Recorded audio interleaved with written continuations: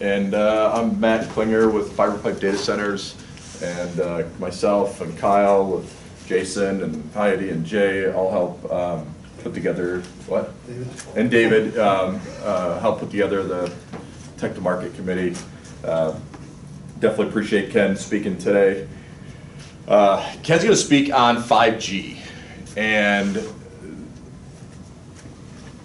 I'm actually super excited to hear kind of what he has to say. But in the world that I'm in the carrier side, the data center side, every day we're seeing mergers and acquisitions, right? And what's going to be interesting to hear from Ken is, at least within Idaho or Boise, we have very limited options because, let's just take CenturyLink. It started with, we had TW, then TW, Time Warner gets bought by Level 3 gets bought by CenturyLink, so on and so forth. Same with Electric Lightwave, Integra, Zayo, and Zayo just sold to a private equity firm this week for $4.3 billion. And I look at that, and just kind of a question before you get going, Ken, is, as you're seeing these different mergers, acquisitions, large acquisitions going on, is that a play with 5G? How does that work? And then other things that kind of play into the 5G side is, what is that going to do for end users, all of us in here, right, for our smartphones? Black box, right, when it comes to VR versus AR. I've been reading a lot of that, of the ARs, which is augmented reality, might be taking over on the VR world. And I'll kind of get into that. So I'm just trying to throw out a whole bunch of things. AI. What was 5G going to? What's 5G going to do with artificial intelligence? What is it going to do, if anything, with a lot of businesses, especially here in Boise or in Idaho, utilizing different types of cloud platforms that are out there. So again, I think it's going to be real interesting, and I'm going to put it out kind of to the floor and to the phones. Anybody in their industry, their business, have any kind of experience or have good or bad experiences or questions to kind of lay out there before Ken talks, good or bad in your industry that may affect, or that you think that 5G may have a good or bad effect on your companies. If anyone's in here, or on the phone. I have a point. I've been watching 5G for a long time because I think 5G is going to be a game changer for the entire industry, no matter who you are. And largely because the speeds are so high, and depending on what they roll out, why do you even need a cable on the ground anymore? So those guys are going to get decimated for the first time ever.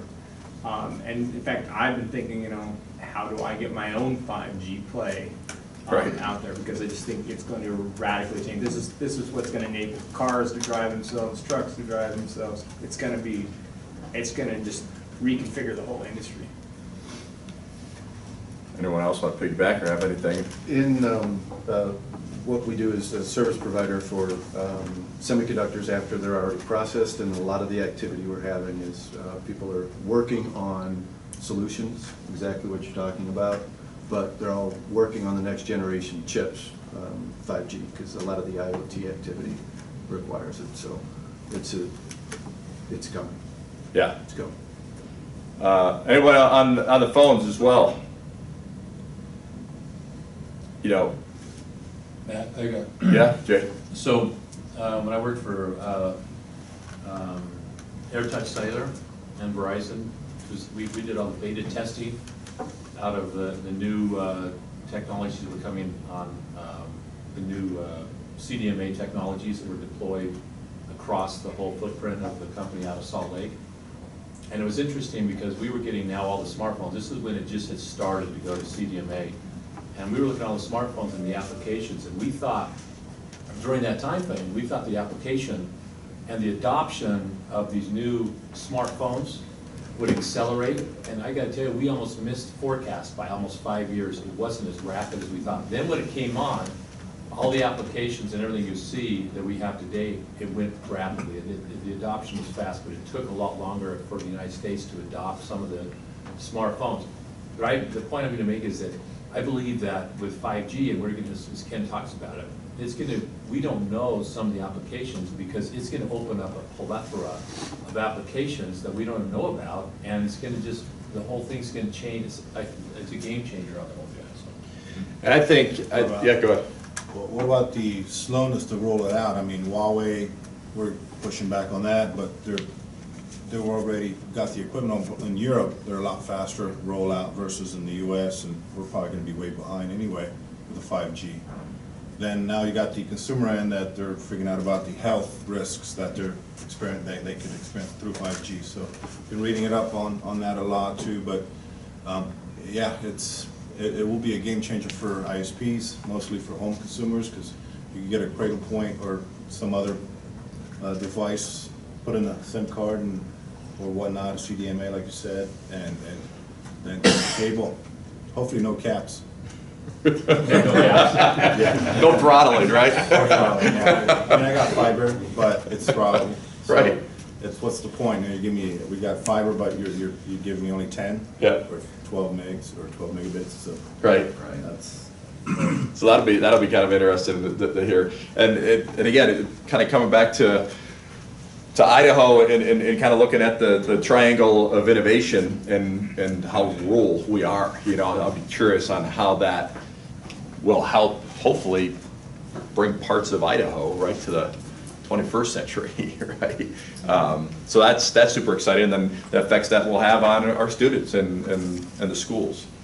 That's what, this is Ryan with Idaho Digital Learning. I think that's what fascinates or excites us the most is the opportunity for the last mile in rural Idaho that has been just neglected for so long. And the technology, I think, brings the cost to deliver that last mile potentially lower. I'm fascinated. I don't know much about 5G, so I'm excited to hear more about it. Man, I lost the train of thought on another potential. Just want to make sure we stay on time. It's 8:32. Give you enough time, Ken.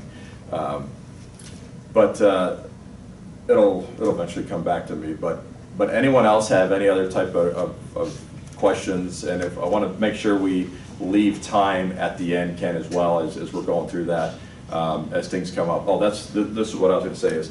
Believe this is, we'll kind of go back at the end, our last speaker, kind of before the summer months hit, but definitely take notes because this is the Tech2Market committee, Tech2Market committee, and just like you said, right, what kind of applications come out of here? What type of ideas can we either come together with or just kind of brainstorm, and maybe someone says something that you can take back with you to see, how can we or this group or individually take advantage of the 5G and have, create some type of company or idea out of it and, just try to capitalize on that. So. One more meeting. Okay, we do have one more. And then July. And then July, okay. If there's any last comments before we kind of bring Ken on, and if not, Jay, do you want to any kind of intro or for Ken? Well, I'll just Ken's kind of one of the gold nuggets for Idaho, and I think that it kind of goes back to how strong Cradlepoint is. The only thing that I've watched is I remember talking to George Maltner about Cradlepoint back when you were in the building that was over behind the Capitol area. Yeah, Franklin. Yeah, in Franklin there. And George was brought in after working at HP and then going to Highway 12 as a partner over there. And Highway 12 invested, as well as the Boise Angel Fund invested in Cradlepoint early on, but they needed to learn how to, they had to get the right talent to help scale the company. And so that's what George brought on, and Ken was part of this whole thing. He's part of the brain for us to build how all this happens and how to get everything scaled within the company has been a critical part within that. And I think Ken will even tell you, the only reason we got him here today is because he's going to be, his flight training.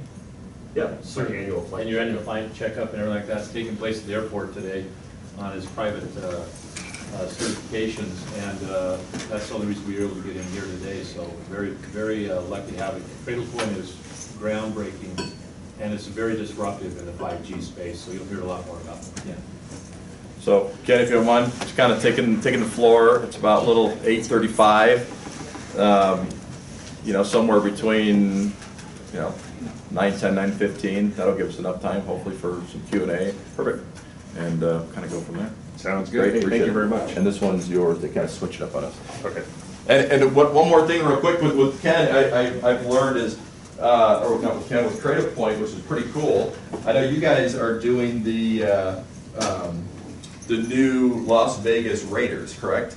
Right, you guys are involved with that building down there? Yeah, and I'm not as up to speed on that one, but we get used a lot at these stadiums, concession stands, ESPN broadcast, vehicles, things like that. So. And what's crazy is I just think of like the Ghostbusters, because from what I heard, again, dumbing it down to my level, is basically these guys are walking around, these contractors are walking around with a backpack on, with the battery, utilizing your products, and they can, you know, send emails or RFIs or whatever that might have to do across, you know, think how large that football stadium is, let alone Vegas.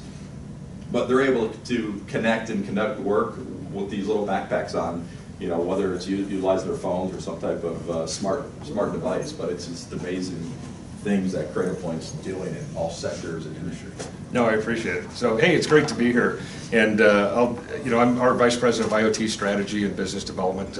That role lets me meet guys like Kaz when he was at PacSense, or just spoke with Rich and some of the stuff they're doing in IoT. But I was going to take the whole 45 minutes with the 5G presentation because I didn't know necessarily the format for here. And the guys said, hey, Jason said, this is really about how do you take technology and take that to market and kind of that whole transition. So I redid the entire presentation, and what I'm going to do is, we didn't have like one single big technology that got us to where we are on the verge of 5G. It was kind of this incremental steps that we took and decisions along the way. And so what I wanted to do is kind of the theme is go through different innovations that we did as a company, some in technology, some in terms of bringing on talent, some in terms of our business model, and how that has brought us, those individual things have brought us to this 5G opportunity. And then at the end, the second half, we'll talk about 5G itself in the innovations that can bring to the industry, and I'll touch on the themes of, if you're looking for ideas, this will kind of start the seeds of what you might be able to do with 5G. But this is as I was going through this is kind of a Forrest Gump style vignette of different stories. But I wanted to just give a quick overview first of Cradlepoint. So I'm going to go through, give an overview of it. I'm going to go through kind of some vignettes of disruptions, a dozen vignettes. On average, it was 2 steps forward, 1 step back, but some years there were 4 steps back, some years they were 3 steps forward, and I'll talk about that. And then I'll just look towards the future, like I said, on the 5G stuff. So a brief overview of Cradlepoint. We are the worldwide leader in cellular routers, according to Beecham Research and Berg Insight. That's phenomenal. This is a company that started in Boise from scratch, and has grown to be the worldwide leader measured in revenue of what is a key enterprise technology today and what's going forward. We've shipped over 3 million units, or close to 3 million units, but we're not measuring that anymore. We're evolving our business to be more of a subscription-oriented business model. So we talk about how many active endpoint subscriptions do we have. So this is about 700,000. How many subscribing customers do we have? Because that matters. And I'll talk about what that means from a revenue standpoint, valuation standpoint, because that's key as well. What we do, we have our solution is a hybrid of on-premise 4G routers. And when I say 4G, these are routers that use the wireless internet from Verizon, AT&T, T-Mobile, Sprint, either by itself as a primary internet source or in conjunction with wires, where you have this multi-WAN strategy, or you might combine it for resiliency. But our solution is it's a combination of on-premise platforms and cloud-delivered services that we take to 3 primary markets: branch, mobile, and IoT. On the branch, we're talking branch offices, retail stores, convenience stores, quick-serve restaurants, police stations. On the mobile side, it's public buses, police cars, snow plows, taxis, just a lot of different applications there. And then on the IoT, and really, we call this IoT, it's really machine to machine, but we call it IoT machines. M2M is a bad word right now in the investment community, because companies that are M2M, their companies are valued as a multiple of their revenue of a 1x. Oh, nice. And so we stay away from that word, because we're enterprise, enterprise IoT. And there's railroad tracks that go right down the middle. And Val, our CFO, best CFO I've ever worked with, said, the cars on this side of the tracks where the IoT, enterprise IoT, they're better cars in the driveway. Let's stay on this side of the tracks. So IoT machines, these are kiosks, digital signage, traffic intersections, surveillance cameras, a lot of smart city applications. IoT machines. IoT in general, when you talk about IoT devices like an IP camera or a card badge reader or an HVAC controller, they span all 3 of these. IoT devices like temperature sensors, IoT sensors, temperature sensors, luminosity, etc. That spans all 3. So our IoT strategy goes across these segments.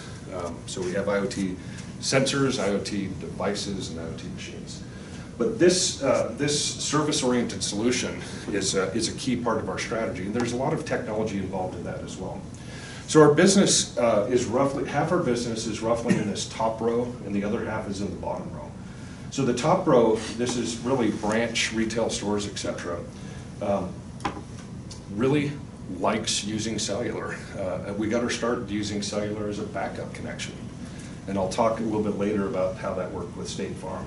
And then the bottom half, again, this is roughly half our revenue, consists of the mobile and the IoT machine segment. So there's a lot of kiosks and digital signage and smart city applications. So for example, State Farm, we're in 18,000 State Farm offices. Bank of America, 2,200 branches. They wanted to put digital signage in the branch, but why would you put that on your secure financial network?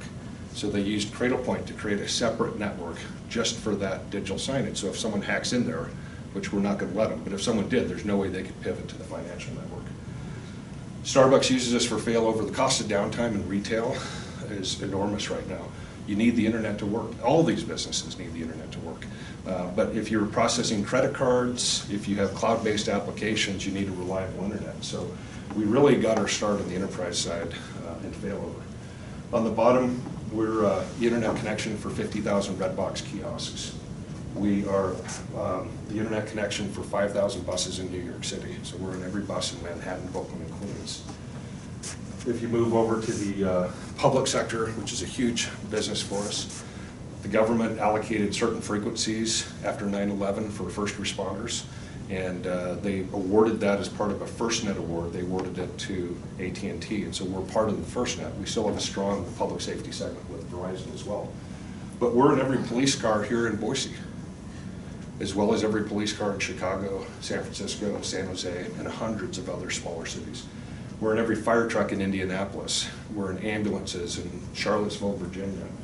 We are powering traffic intersections in San Antonio, Texas. We're powering surveillance in Dallas. In fact, we just won the whole city-wide contract for Dallas, so every city opportunity that we have for routing, that'll be it. And one of my favorites is NORAD, the Santa tracking operation. It's in Colorado Springs in a bunker, and there's a good story where that came. But one day the Air Force general walked into that room where they were doing it. It's a conference room about this size, and said, "Get this effing Santa tracking operation off my military network."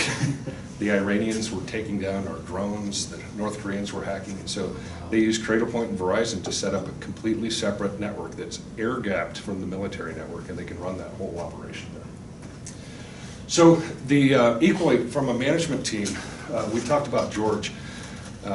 He in Hewlett Packard is very famous. A lot of you guys know him personally, but he That operation that he ran was a $5 billion, 5,000 people operation, $5.5 billion.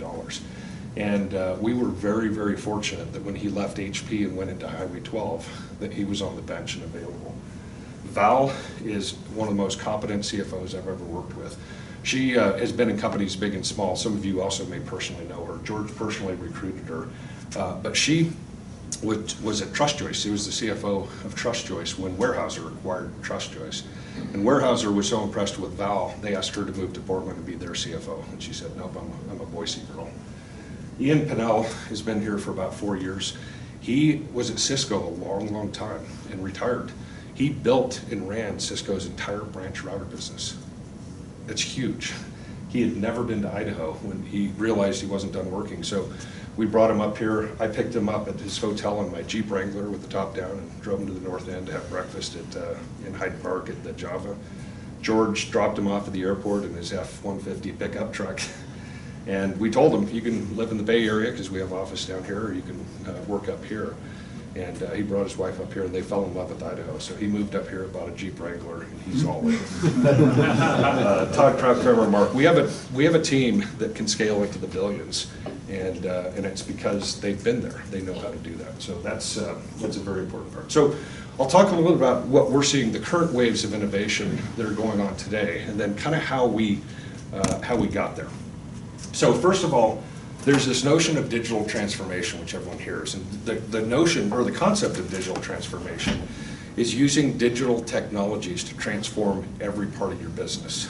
And this is everything from how you go after customers, how you engage your customers and increase customer satisfaction. It's supply chain, it's operations, it's the whole organization. And what's happening is there's so much disruption going on. It's creating an opportunity for Cradlepoint because it is blowing up the WAN as we know it. So WAN is a wide area network. It's basically your internet connection or your connection to your data centers. So if you're a retail store, if you have 1,000 retail stores in the nation, your WAN is how do you connect those stores to your data center or to the applications that you have. Well, what's happening is in the old days, you connect your store to your data center using some sort of like a T1 line or some sort of private circuit. And two things are happening. There's so much traffic that is now going out of those stores. Those old T1 lines can't handle it. 1.5 megabits per second isn't doing it. Maybe you're doing T3 and you're getting 10 megabits per second. It's not enough. But the second thing is instead of the traffic going up to your data center now, a lot of the traffic is going out to the internet directly. And Gartner is saying that 50 to 80% of enterprise internet traffic is going out to the internet. This is how we're using Office 365 or Salesforce, things like that. There's no reason to boomerang that through your data center. So that is blowing up the traditional model of how enterprises designed their WAN. Second, IDC predicts that 75% of the workforce is becoming mobile. So work is no longer a place that you go. It's something that you do from anywhere. And the original traditional WAN network was not designed to handle that mobility. Third is part of the digital transformation process. A lot of companies are implementing IoT projects. They're putting IoT throughout their company. And the network, the WAN, wasn't designed for all of these IoT devices. It doesn't have the capacity. Cisco has a great quote. They're saying the amount of data being generated by these IoT devices at the edge is growing exponentially faster than the ability of the network to process it. There's a real challenge there, and companies are dealing with this. But Gartner is saying that hackers are taking notice, and they're viewing this as a really juicy attack vector. And so they predict that 25% of the attacks are going to be on IoT. Customer experience is #1 priority. I don't think that's new, but it's a big deal because if you want to engage your customers, you need to do that in real time, wherever they are. And so the old WAN wasn't flexible enough to deal with the idea of doing a pop-up store. If you're Foot Locker, doing a pop-up store at the NBA championship. They said that's one of their highest revenue producing endpoints ever. The ability to set up, deal with temporary locations, the ability to have pop-up locations the ability to have real-time data. If you're engaging the customer, you're looking up all the information, you can't have your WAN go down. Well, that single T1 line buried in a ditch is really susceptible to backhoes, squirrels, and other things. And so the old model of doing it just doesn't work. So when you take all of this together, this is kind of the foundation for our opportunity, again, from a high level. And so what do you need? We call this, this new network the elastic edge. And so basically, you need it need to be reliable, you need it to be agile, again, pop-up networking. You need it to be extensible. It's not just about my branches, but I need to cover my vehicles, digital signage, kiosks, etc. And it needs to be smart. The old days of using command line interface to configure these networks is gone. And so you need automation. You need automation in the orchestration and management of it. So what we call the elastic edge is differentiated by the old, if you think about the old network, it was how do I secure my building? I have a retail store with 4 walls. So I put a firewall in there and I secure that building from outside. Well, when you have remote workers, IoT devices in the wild, it doesn't work. So the elastic edge is the notion of having a network that can breathe, that can expand to where your resources, your enterprise resources are going, people, IoT devices. So we call it people, places, and things. And now I'm going to get into the technology. The key enabling technologies for this, what we call the elastic edge, top right, LTE, it's wireless WAN. And I'll go through, that's core to everything Cradlepoint has done. Second one is software-defined WAN. Software is the opposite of hardware-defined WAN. The hardware-defined WAN in the old classic network is you have a hardware router at the store, a hardware router at your data center, and it's defined by that bookend. Software-defined is the notion of virtualizing multiple WANs and not just treating it as a single wired WAN. But software-defined WAN is a major thing right now. Software-defined perimeter is the notion, again, differentiated against hardware private networks, using software-defined networks. These are where you define your networks using maybe servers at 100 different data servers like Amazon or Dimension Data or Rackspace, etc. And being able to set up private networks quickly for IoT devices, and I'll talk more about that. Another key technology is these edge services and edge computing. Going back to that Cisco quote, the best way to deal with that is do your compute at the edge and just send the results up. Don't just send all the information up. And then finally, cloud-based management orchestration. The guy that manages the 50,000 kiosks at Redbox, one guy.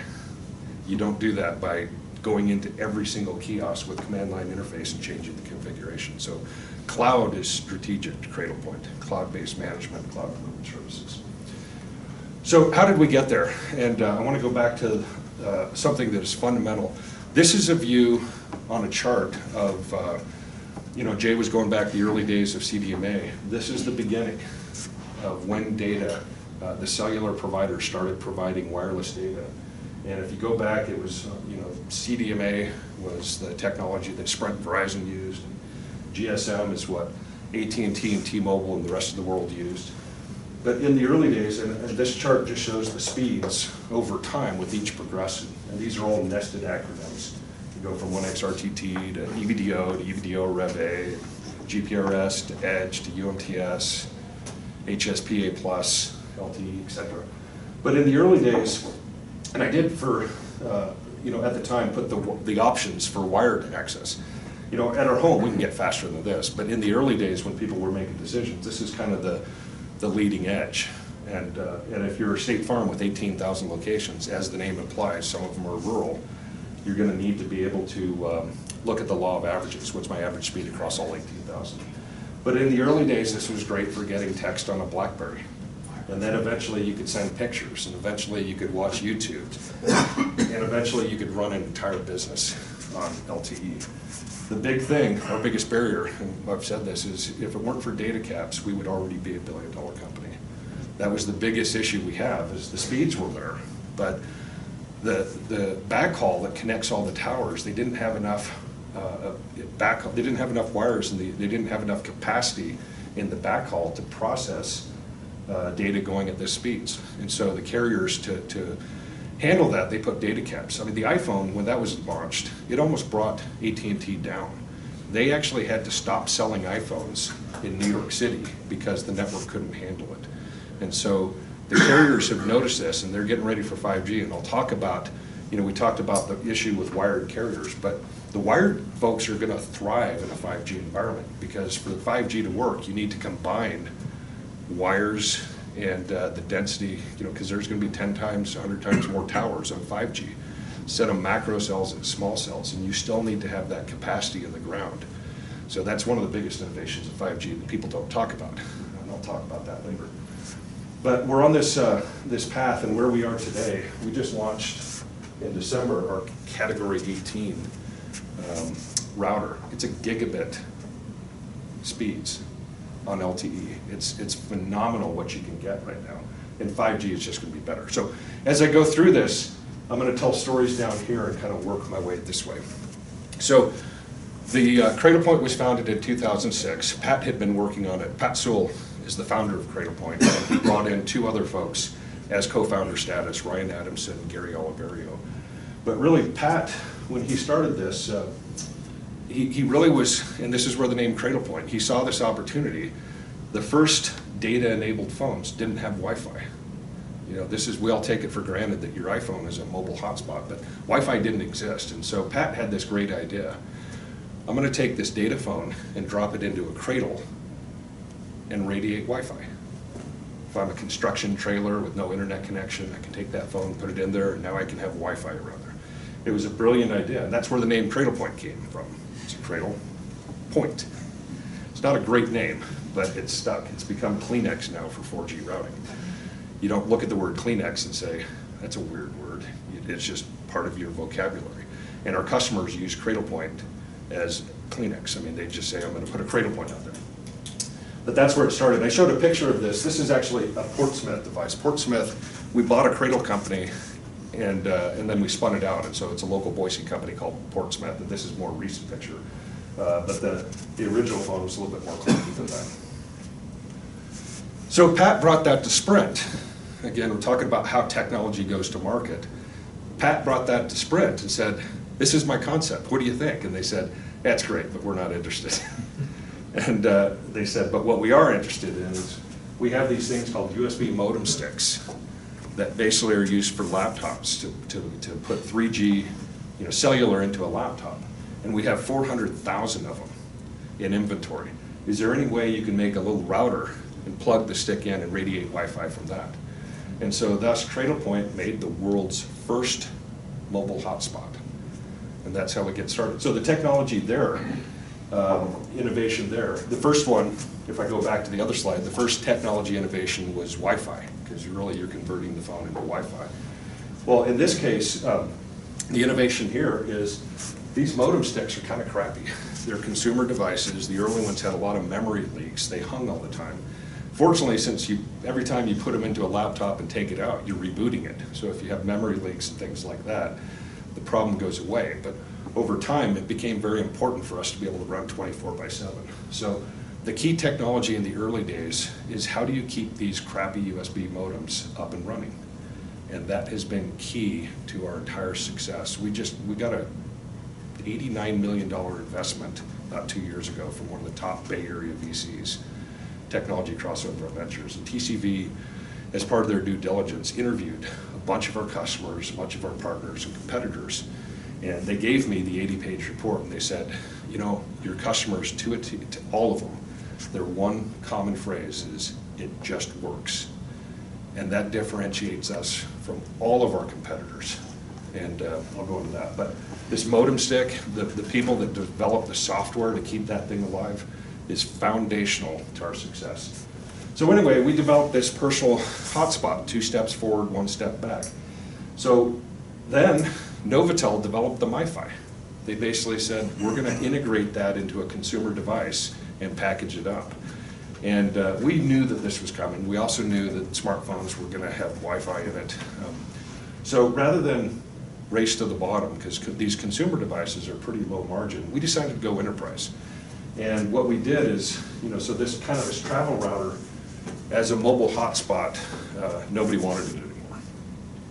So again, technology, you can have great technology, but if nobody's buying it, you don't have a concept. And that's the whole theme of this conference is Tech2Market is, you know, what do you do with great technology, but how do you actually get people to buy it and build a company out of it? So we took that crappy USB modem stick and we put it into something that we called an enterprise bridge.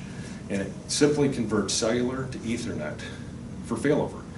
And State Farm had a perfectly good Cisco router in all 18,000 locations. And it was either connected via cable or DSL. And their availability was about 98%. So they had 2% downtime. That's kind of what we all get. Maybe it's 98.5%. But the IT guys at State Farm, they were frustrated because on any given day, you know, here it is, Friday, May 10th, they would have 200 or 300 or 400 locations that had no internet access. And those agents are using cloud-based applications to accept new policies or accept new applications, process claims, look up a policy. And if that went down, insurance has become kind of a commodity business for some elements of it. They just call someone else. So State Farm used this as a competitive advantage against the other insurance companies. State Farm would be very upset if they saw I was using their logo because they don't want the other insurance companies to get the same advantage that they have. They really thought that this would give them an uptick of a couple percent, and that would be, you know, millions and billions to them. So we took that, and that was our first enterprise product. And the fact that we complemented the Cisco deployment was key. They didn't have to rip and replace Cisco. We always position ourselves with Cisco, by the way. We can complement your, because all these guys, IT guys, are Cisco. They've been buying Cisco, they've built their careers on it, they know their Cisco sales agent, they golf with them. They're all Cisco trained, CCIEs is the engineering, either training that you get. So it's stupid to go in there and say, rip out all your Cisco stuff and go with Cradlepoint. And they're like, Cradlepoint? That's a stupid name. Because that's what, I mean, you know, that's before it became Kleenex. So anyway, we augment Cisco networks with failover. We can extend it to places they can't go, like vehicles. We can complement it with additional bandwidth. So we interoperate with Cisco head-ends. Everything we do is with Cisco. That's why we've been growing for 30% per year for on an average of 6 years. The other thing we did with this travel router, and I'll talk about this later, is State Farm also used it in their vehicles for their insurance adjusters. So they had one laptop to basically estimate the damage, another laptop to process the claim. They had a digital camera that they needed to network to upload pictures. And they were sick and tired of taking that crappy USB modem stick and plugging it into the two laptops, and then they didn't have a way to connect the camera. And so we created a mobile hotspot in there. So we got into this, that's how we kind of started on the vehicle side. But we also took a version of this and turned it into a machine-to-machine device. So there's a variant of that Redbox used. And they said, you know, going to a grocery store, calling union labor to come install wires, only to have the store manager say, I need you to move it to the other side, didn't work. And plus you need, if you go wires, you need about 600 different vendors to cover your 50,000 locations. And so they said it's really helpful if we can just have one or two wireless vendors and have it built into the kiosk. So we repurposed that as well. So we started working on, you know, branch router on the enterprise side. Took this to Kroger, and this is a really fundamental thing of the company history. Took it to Kroger and they said, you know, we like the fact that you can do cellular, but we can't manage that if we have 10,000 or 20,000 locations. We're not going to use command line interface to go into each one by one. So they said, unless you have some ability to do remote management, group management, we can't use you. So Pat walked back and told the team, all right, we need to develop a cloud managed service. And so we started with something called Iot Central, and that became Enterprise Cloud Manager, and then today it's Net Cloud Manager.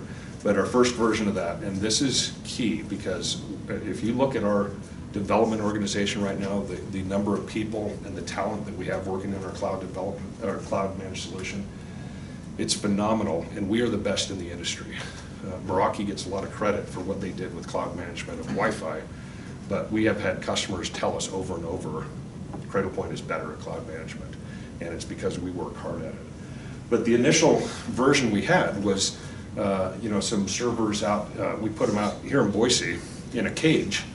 And if something hung, our engineer would notice it in the morning and drive out there and restart the server. That doesn't work these days. Eventually, we moved it into rack space, and again, they would host our hardware, so we'd buy the hardware, they'd host it. And then eventually, we moved it to Amazon, AWS, and we run that. But again, how do you take technology and use that to create a market? This is how we differentiate ourselves against the cheap and cheerful Chinese. Huawei has very low-cost routers. And they're in the same position that where Kroger looks at that and says, that's great, I need to manage 20,000 of them. And that's where our differentiation, our margin comes from that. Customers find Cradlepoint because they're interested in using cellular as an internet. They fall in love with Cradlepoint through NetCloud Manager. And that I get told that over and over and over. WiMAX and 4G LTE. So WiMAX was really competing with LTE to see which was going to be the 4G technology. And WiMAX was getting some heavy backers. Qualcomm had a lock on a lot of the cellular technologies. And so there were companies that wanted to do an end around and break that lock. And so Intel invested billions of dollars. Google invested billions of dollars.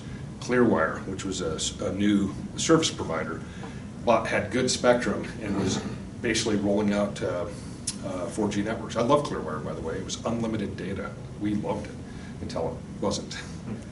And then Sprint got on board with this. The cable companies, Time Warner, Comcast, we invested heavily in this. We created branch routers.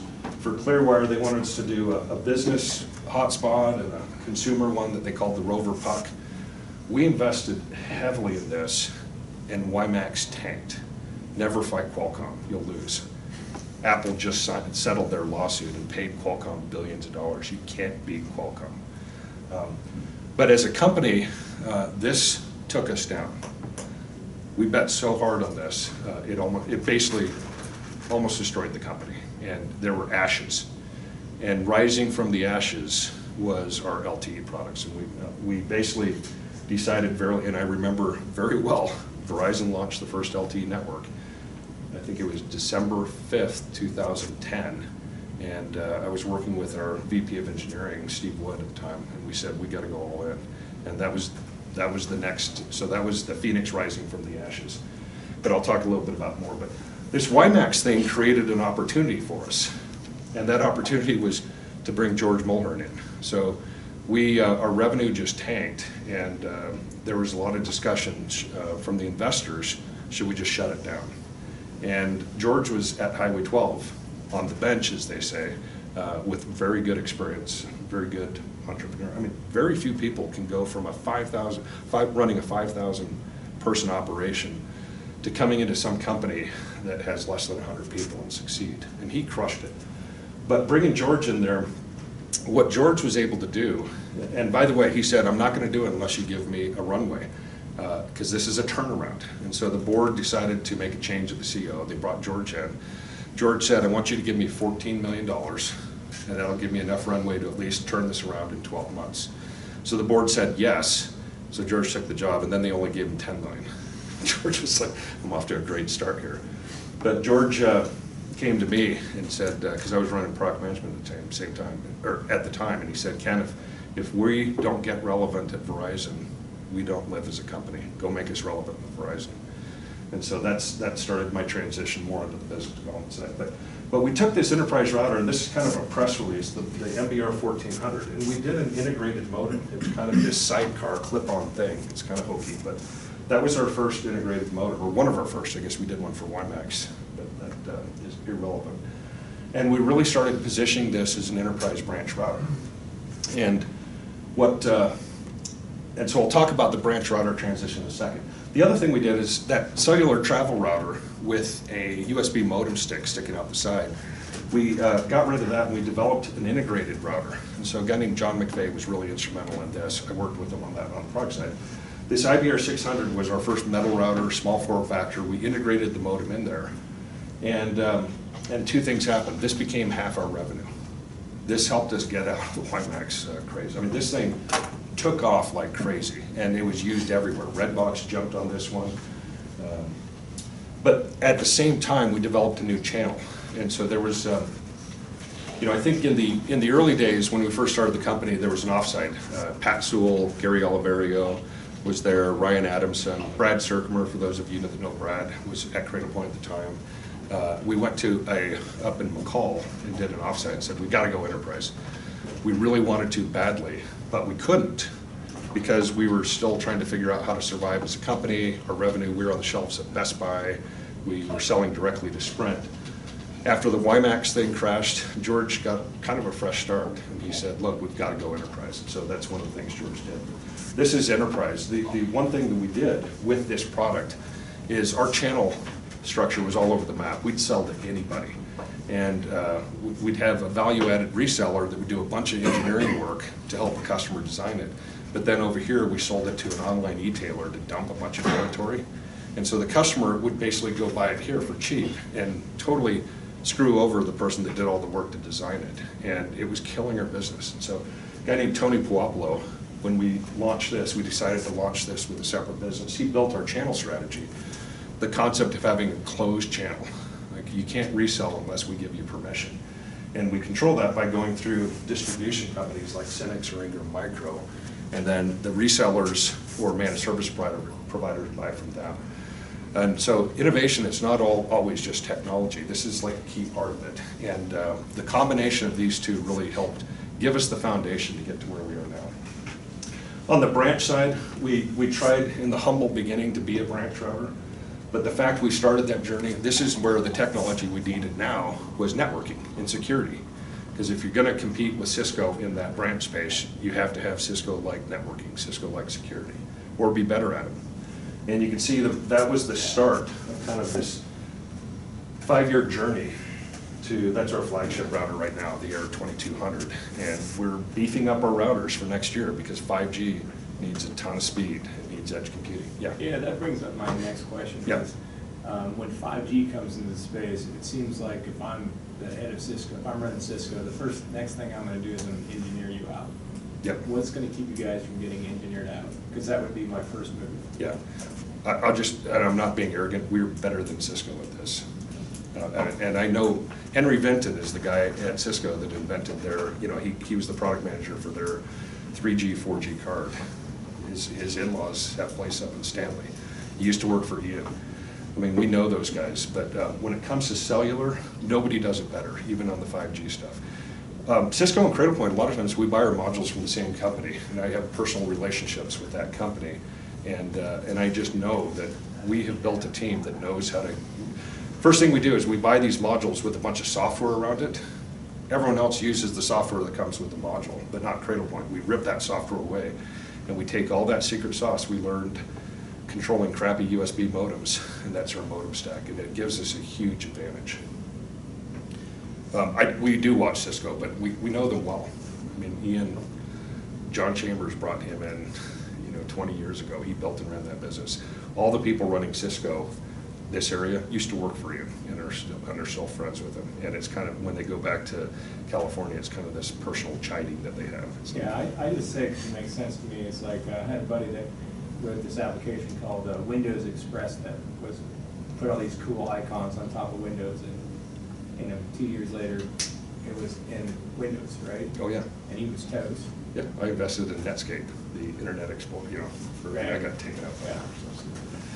So then on the mobile side, I talked about this hotspot being used in vehicles. Well, we created this, and it was kind of the red box router. And it was so popular, Boise put that in their police cars, so did hundreds of other, people started putting it in vehicles. And Steve Wood, our VP of Engineering, said, no, stop, this wasn't designed for vehicles. You need shock and vibe. You need, when you start the engine, there's voltage, surges of amps and volts, and so you need a hardened router. So this is our current flagship router.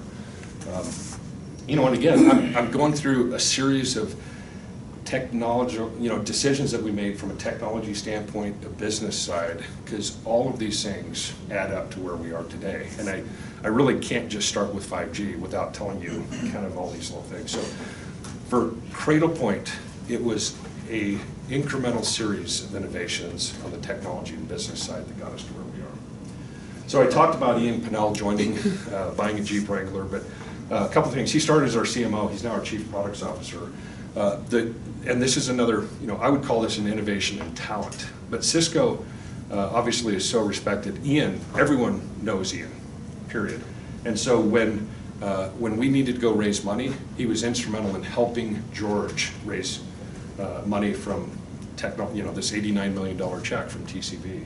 He has been instrumental in bringing in key employees. We have an office in the Bay Area that we can recruit. And the fact that Ian is here, the fact that TCV is invested in us, all of a sudden recruiting talent on the networking side has been much, much easier because they know that it's real if TCV and Ian are in there. And obviously people around here know George very well. And he's also just helped reshape our enterprise strategy. I mean, he understands enterprise very well. Moving over here, he can start from scratch. He's got a whole new set of tools. He's not burdened with a lot of the legacy stuff that our friends at Cisco have to deal with. We made an acquisition, another technology innovation. There's something called software-defined networking, and Pertino was one of the pioneers in software-defined networking. Gartner gave them a Cool Vendor Award. I mean, they were famous in the Bay Area. People were at Juniper and Cisco looked at this and said, I want to jump in. So we bought that and turned that into what we call NetCloud Perimeter, which is a private overlay network using software-defined technologies for IoT devices. Innovation on the business model side. We used to sell hardware, and then our sales guys would try to upsell software and services. And we basically got rid of that model, put everything into solution packages, and now it's all combined for that. And that's fundamental. Hardware companies, 1x multiple. If you're a $100 million company, you're worth $100 million. If you go to the other extreme and you have a recurring revenue, this is Alarm.com or Salesforce, maybe you're getting 8 to 10x. 10x, if you're a $100 million company, you're valued at $1 billion. And Cradlepoint, from a multiple side, we're making that journey. Our goal is here, we're probably here. There aren't a whole lot of billion-dollar companies that have been created in Iot. I mean, there are, but they're famous, obviously. We're on the verge of being valued as $1 billion, and that's phenomenal. I met the company when there were 3 people. I joined when we were 40, 10 years in August, and it is just stunning to me where we've come. But with all that revenue, with that valuation, the excitement, the ability to bring talent, it lets us jump on some really big things like 5G. So just to close on the Internet of Things, this is how I met Kaz actually. There's this thing called Iot Platforms, and there are 700 of these companies that make IoT platforms. So you can build an IT application, IoT application on top of this platform and use it to run your service. And we recently partnered with Microsoft at the beginning of the year. Again, this is innovation and technology because Microsoft's one of the top 2, and if not the top IoT platform company. They have something called Iot Central, so Azure Iot Central. And this is our launch customer. There's a company in Chicago that makes living plant walls. These they sell them to enterprises. They cost anywhere from $10,000 to $100,000. And they have an irrigation system in there that's not monitored. And so they called us for connectivity, and I described what we're doing with Microsoft, and they said, that's perfect. We had no idea how we were going to do that. This is the conversation I had with Kaz. I pointed him to another IoT platform, and PacSense built their whole IoT application from another platform company. But what this does is you have a Cradlepoint router.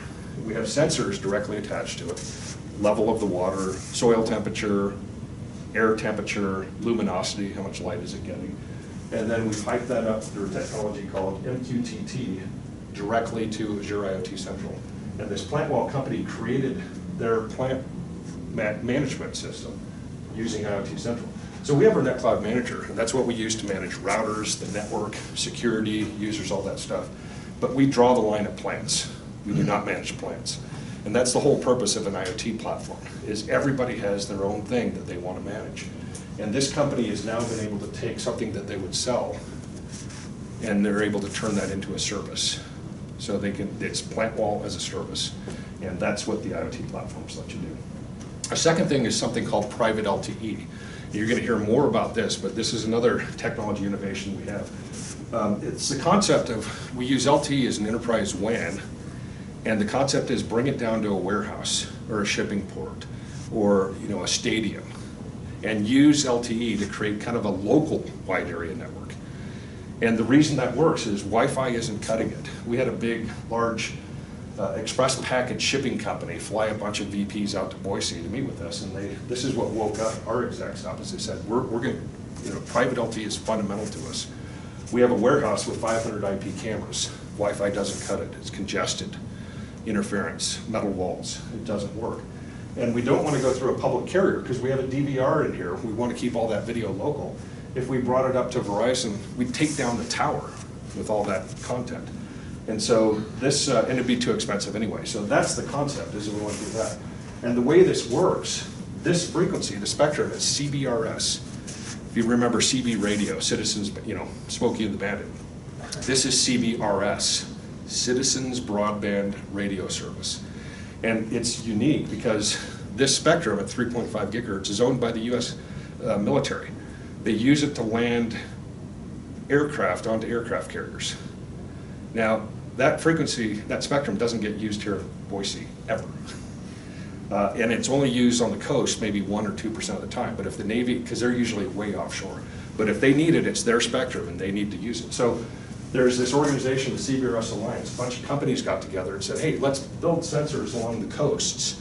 And if we detect that the Navy is using that spectrum, we'll take everyone who's using it in the area and shift them to a different channel. And it's brilliant. It's called spectrum sharing. And this is an experimental right now. We have an experimental license to run CBRS at our Boise headquarters. I made it big enough to cover my home. So I've been running CBRS private LTE at my home for the last 4 months. But it's going to go commercial, and it's either going to be next month or maybe July. But they're planning a ribbon cutting ceremony in Kansas, because that's where Chairman Pai, the chairman of the SEC commissioners, from. And they're going to do a ceremonial ribbon cutting, and they're going to position this as a historic event. It's US versus China, US leadership in the world. We're pioneering the use of spectrum sharing, and there's all sorts of other spectrum out there that can be shared. So getting my head around this is really amazing. So I'm thinking about military defense contractors. Yeah. The Northrops of the world, and China ripping off everything. Yeah. I mean, now they've got stealth bombers, and gee, where do they get that? Yep. So this new platform that could theoretically remove the hackability of all their intelligence, or their technology. Yeah, in fact, the military, they want to run private LTE on aircraft Right, carriers. It's so expensive to run wires on an aircraft carrier, and Wi-Fi doesn't cut it. So yeah, and by the way, it's private LTE today. I just came back from the CBRS Alliance meeting last week, private 5G. So we're going to set up private 5G networks. Awesome. So anyway, that's the notion of private LTE. So now the pathway to 5G. And I'm looking at the clock and I understand it. I just finished this presentation at 1, and I think I went a little longer than I should on the earlier stuff. But it's important to understand how we got here. But on 5G and the path to 5G, what we're talking about with 5G is a lot of the current cellular frequencies is 6 gigahertz or less. They call it sub-6. And so part of the innovation is 5G is they're figuring out how do you run in millimeter waves? How do you run at 28 gigahertz, 36 gigahertz, 40 gigahertz? And these are like millimeter waves. And the distance of that when you get into millimeter waves is very short. And so if you're going to run a network, a cellular network, you have to have towers that are really dense. And so instead of towers popping up on top of poles or on top of buildings, on top of macro cells, on top of big towers, you're going to see small cells. And if you look around Boise very closely, go out to 27th and Main, and look, you'll see these small cells, the 5G small cells, because Boise is a strategic city for the carriers. They see the growth of Boise, and they basically say, all right, we want to own Boise. And so they're coming in with special programs, special tap. I mean, it's amazing talking to the carriers how they view Boise, just like Clearwire did back in the day. But to get that density, you need fiber in the ground to connect those towers. And when you have all that fiber connecting all the towers, now that data cap issue starts to go away. Where the data caps, which again, biggest barrier to our growth. So the CEO of Verizon said 2 years ago, their #1 use case for 5G is residential internet. kids in a basement on separate screens of Netflix at a price point for consumers, that is great for Cradlepoint. Because if they have that kind of capacity at that kind of cost, and we can take that to businesses and enterprises and public safety, that's huge. And well, what about redundancy? I want to have two. Well, Amazon uses us for delivery lockers, so does UPS. It's like, well, we can have one modem going to AT&T, one at Verizon, so we'll now have our redundancy, but it'll still all be wireless. The CEO of Qualcomm, someone at Qualcomm, one of their quotes was, 5G is as fundamental of a change as electricity was. I was like, okay, that might be overreaching, but as I've lived through this more, 5G is, and I'll talk about this on the next couple slides, it's not only going to make existing applications better, but it's going to open up applications that didn't exist. FaceTime didn't exist, and WhatsApp didn't exist until all of a sudden you could do data over cell phones, and it got big enough that you could do video. And all these social media applications, I mean, it's just phenomenal. And so we have no idea what 5G is going to bring. But this, the key thing from my standpoint, if you go to Mobile World Congress in Barcelona, Spain, is the big trade show for all the mobile carriers. And I went there, and everyone that shows 5G is showing virtual reality, automated, basically the vehicles, because you can have more automated vehicles like the self-driving cars, things like that. You can do that because 5G has low latency. In other words, because you have more denser towers and it's closer to the car, and it's millimeter, the lag time to go there and back is much smaller. And if you're trying to swerve to avoid a pedestrian, and you're making decisions based on talking to other cars through the 5G network, you need that rapid, or that really low latency. But it's also helpful for video conferencing, things like that. But from my standpoint, at Cradlepoint, the initial use case for our enterprise customers is just, I want a really fast broadband connection. And so that's what I care about. And there's all sorts of things that you would never see that in a booth in Barcelona. What you see are the lightsaber with video reality and the self-driving cars and stuff. But the reality is, the world is going wireless. The WAN is becoming wireless, just like Wi-Fi took the LAN wireless. And that's a huge thing for Cradlepoint. So if you look at how 5G stacks up, we're talking 2 gigabits. We're talking a path for 5 gigabits per second. I mean, just phenomenal speeds. And when you have all that fiber in the ground and you can handle it, that's good. The latency, connection density, these are all significant improvements over what you get with 4G. And what it matters, this is some different applications. You can have now wireless. We have a lot of enterprise customers that have told us that when 5G comes out, we're cutting the cord. We're not going to use wires anymore, because wires, they're a pain to manage. The CIO of 7-Eleven hates wires. Every winter when it starts raining, their IT department is dealing, the rain goes into the ground and saturates, and it finds out shorts out the network. It finds little cracks in the insulation around the wires, and it shorts it out. So in the winter, he has just staffs of people that are dealing with this kind of stuff. And he implemented Cradlepoint on 4G, and he called George and said, it was so quiet this winter. It was freaky. I had all these people that I usually have on this, and I had to give them other things to do. So I had this backlog of projects, and I was able to get some progress. And he goes, $10 million savings for 7-Eleven. That was the cost. But they still have wires. This is now backup to wires. So once you go wireless, you can do things that someone like that can get rid of the company that comes to you and says, yes, we'd be happy to set up your location, your temporary location for 2 months. We need 18-week lead time. You need to sign an annual contract. It's like, well, I'm only going to use it for 2 months. It's like, I know, isn't that great? We have a monopoly. And this is going to remove that. And what you're going to have is, instead of one wired provider or 2 wired providers, you're going to have multiple wireless providers. The cable companies are going 5G. If you go to Cable Labs, you see Comcast, Cox, all those guys are looking at 5G. It's going to enable new applications. So when they built 5G, there are 3 categories. They have the category for mobile broadband applications. They have the category for low latency applications like self-driving cars or virtual reality. And then they have a category for IoT. These are low powered devices. So they've designed 5G to have those three key segments. And so at the same time that they're basically helping specialist doctors in Kansas City visit multiple patients a day that are, 100 miles apart, because he can do that through 5G video conferencing with someone on the ground. Now we're talking about using 5G to bring healthcare to rural communities that would never get that specialist. There's no way he could drive 100 miles and serve 24 patients in a day. And so this technology enables that kind of technology.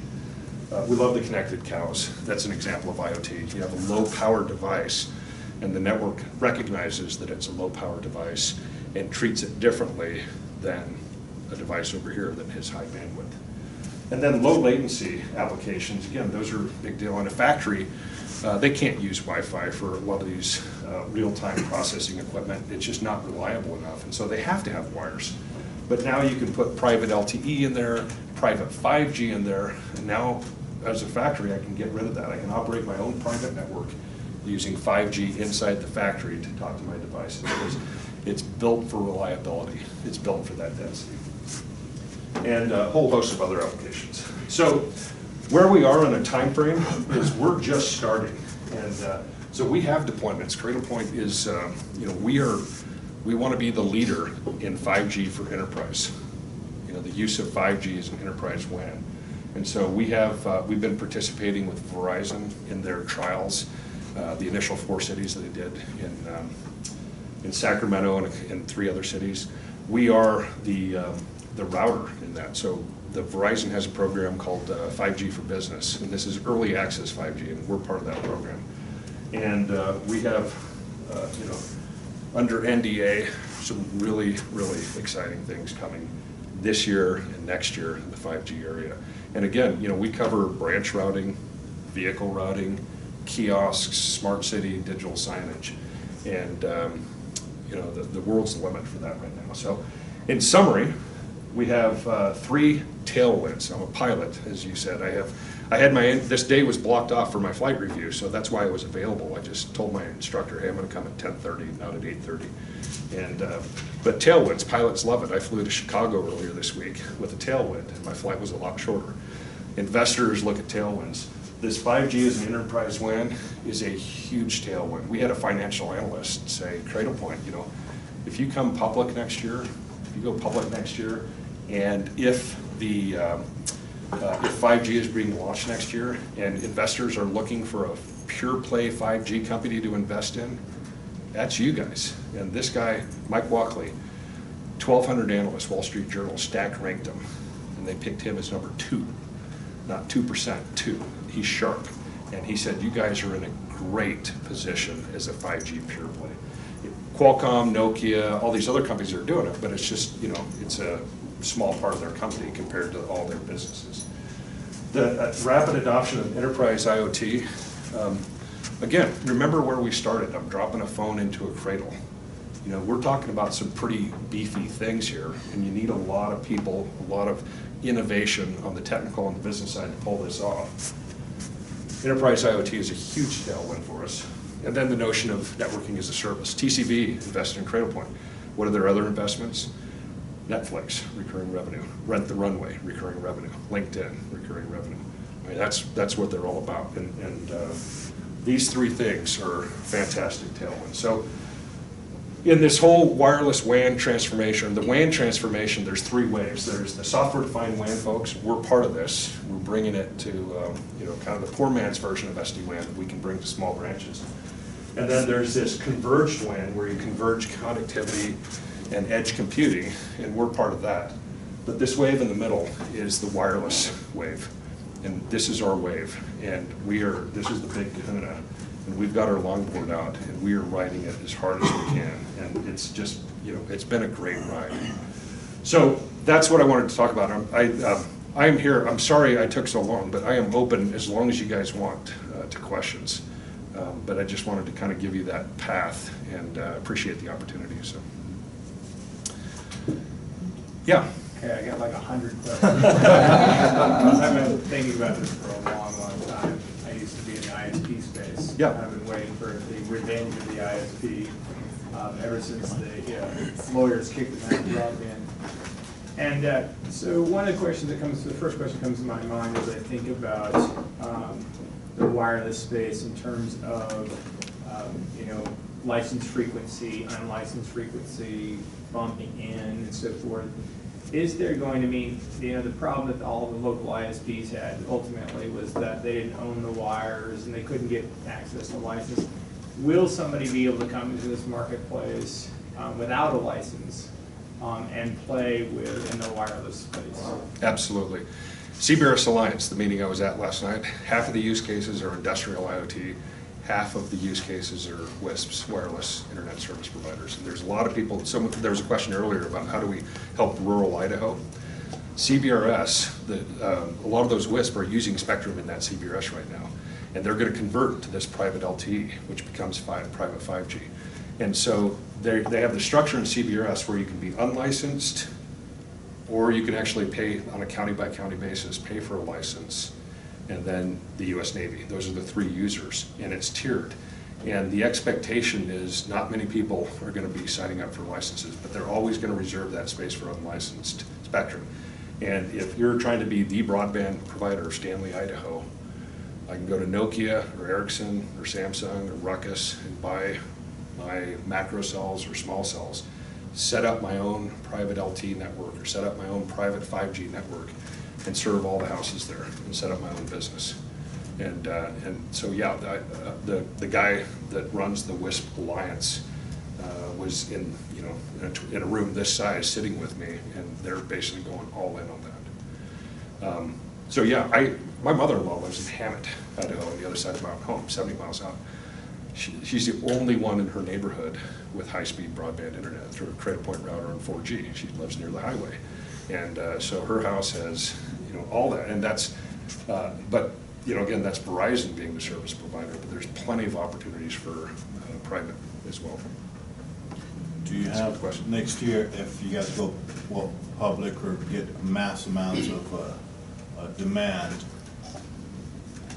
do you have a backup plan for, because I know you guys buy your modules and stuff outside US, what's your backup plan? Like, let's say if there's import-export issues with the US, I mean, there's always, what if there's a disruption? Can you fulfill? Because, I mean, you guys are almost not a monopoly, but. Yeah, no, it's a good question. We made the decision about 3 or 4 years ago that we could not be single sourced on anything, whether it's our factory, or our ODM is what you call it, that builds the products. We can't be single sourced on modules. And so we have about 4 different module providers. And one of them is also one of our biggest competitors, Sierra Wireless. But we're one of their biggest customers on the modules. Remember how I said we take the module with the software and we strip the software around? Well, they're stuck using their own software. This is recorded, so I won't say crappy, but it's crappy. And so, but we have to have multiple sources. But that's a Canadian company, and they saw what was coming, and they moved stuff out of China pretty early. And so we weren't affected by tariffs there. And that's why we need the flexibility of, because everyone's in a different situation. And in fact, we chose one company for the high-speed gigabit LTE. We chose Sierra for some of our mid-range. And, we're evaluating who we're going to use on the 5G side. I know who we're going to use, but I can't say it. But we think about that all the time. And then comes security, of course, with hardware, because there was a hiccup with the not Supermicro, but yeah, with the Chinese manufacturer with the chips. Yep. So you have to worry about that too. Yeah, no, absolutely. We've got some really sharp people, and it's like there's the things that we do to secure our cloud and our devices, and there's I could do a whole session on hardware root of trust and all the stuff like that. But we also use best of breed security companies, guys like Trend Micro for intrusion prevention, intrusion detection, Zscaler, Symantec, other companies. So we've put together a pretty good story. Are we perfect? No. But one of the things that we did that I think is very innovative is we set up a customer trust website. And if we find that we have an issue, we publish it. Because we have hackers that are trying to hack into everybody's device. But some of them are white hat hackers, and they'll send us a message that said, hey, we noticed you have this vulnerability. So we respond to them and thank them, fix it, and then announce to the customers, we recommend you upgrade this. That's what companies have to do today, because there are always vulnerabilities that you find. And driving the shiny is crazy. Yeah, it's a battle. I mean, anybody who's in tech that's over 50 knows what really happened. Motorola, these companies would ship cellular base stations with the Motorola printed circuit board and the Motorola logo on it. They would ship enterprise routers that had Cisco iOS copyrighted in. They stole the source code. Of course. They destroyed Nortel. So if you're up in Canada and it became 80% of people's retirement funds. That's how big Nortel was before it exploded. If you're in tech and you're over 50, everyone understands what's going on there. So. And my last question would be, the hardware is fairly priced right, even for consumer end, or if somebody wants to put it in their car. Are you going to have enough affordable subscription yearly? Because I know some of these devices, they need some subscription-based for updates, for management. Yep. Is that going to be affordable for consumer end? Probably not. Yeah, it's not our target market. The margins on consumer are really bad. I mean, that Rover Puck that I showed you, that little MyMax hotspot, that was the lowest margin product in our company history. We were shipping dollar bills with every unit we shipped. I mean, it was miserable. Margins on the enterprise side are really, really good, and we can use that to fund our growth. We can fund feature development for enterprise customers. So subscription model actually gives us the ability to lower the overall cost a little bit, because the margins of cloud delivered software services, et cetera, are higher. And when you blend that with the hardware, it gives you a little bit more flexibility. And we'll still have low-end entry-level versions, because a lot of enterprise IoT, you still need a lower cost solution. But rather than race to the bottom on the price, we're taking a strategy, let's take that router, and instead of just making it as cheap as possible, let's add compute to it. Because maybe we can replace that separate IBM embedded computer that they have in the red box kiosk. So rather than race to the bottom, we're really trying to save the customer money by eliminating the need to have to buy a circuit board to do the front door switch, or that PC in there, or other things. So really more adding value than trying to be the cheapest. That nobody else does. Yeah. Yeah. Blue ocean. Yeah. Yeah, it's 9:42. I don't want to cut off if there's any other questions. I know it's like I said, probably awesome content. Probably hundreds of other questions that come up, but I know it's definitely something we want to expand on with the Tech2Market committee for sure, and really kind of almost do a debriefing, right, of just things that we have, and even from this group can, once we do that, kind of at our next meeting, we'll kind of talk about it internally as well, as we may even come up with some more questions as a whole, and probably just send you maybe one email from ITC. Yeah, happy to help. That we can just And if our brains around it. Yeah, and if we're doing, I think we hosted kind of a IT roundtable at Cradlepoint, where we talked about, the whole session was dedicated to 5G, and we had people from Verizon, people from industry, talking about different use cases and stuff. We would be happy to set up an additional session. We can host you at Cradlepoint. We have a room that has, it's called Connecting Point, but has 200 seats. So if you want to set up a specific session on 5G, do it over there, and I can bring in, different people to present. We'd be happy to help on that too. That's great. I feel like I cheated you guys on the whole 5G thing, 'cause I didn't do the whole thing on that, but I was, once I read the description, I was like, okay, I gotta shift it a little bit. So. No, it's great. No, definitely appreciate you coming in, Ken, for sure. It's a good one.